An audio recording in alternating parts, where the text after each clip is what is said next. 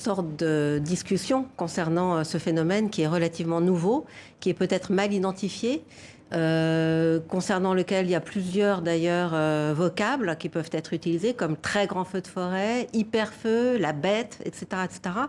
Et donc c'est déjà un phénomène dont le comportement est assez mal connu et je crois qu'il faut insister sur le fait qu'il y a encore beaucoup de choses à apprendre sur le méga-feu. C'est ce que je disais, hein. Les gens ont l'impression que ce sont les feux d'été habituels, Voilà. Sauf que vous dites non, justement, et ça vous le dites très bien dans le livre, ce sont des méga-feux. Je crois que ça dépasse 20 000 hectares ou 40 000 hectares, enfin Ben, par c'est pas encore exemple, très précis pour le moment. voilà, effectivement, il y aurait 350 millions d'hectares qui partiraient en fumée chaque année sur la planète.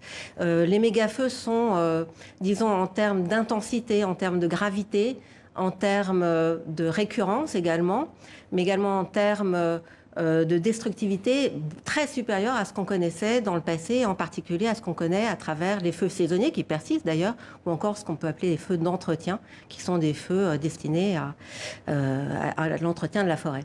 Donc, en l'occurrence, je crois que ce qui est important déjà, c'est d'identifier un phénomène et en même temps, peut-être de se demander pourquoi il ne l'a pas été plus tôt, alors que les premiers méga-feux, c'est-à-dire ces feux hors normes, ces feux qui passent un peu l'entendement et qui ont aussi cette caractéristique d'être proprement inextinguibles. On ne peut pas lutter contre les méga-feux et malgré le déploiement d'une technologie de plus en plus sophistiquée, clairement, comme en témoigne aujourd'hui tristement la Sibérie ou même la Grèce, l'île de Bé, on ne sait pas faire face. C'est la nature en fait, ce sont les pluies, c'est l'arrêt des vents qui permettent à ces feux de s'arrêter, hein, mais pas l'homme. Voilà, alors par exemple, Camp Fire a été éteint par les pluies. Camp Fire, c'est en Californie justement. En Californie, en novembre 2018, ce sont les pluies effectivement qui sont venues à bout de ce méga feu.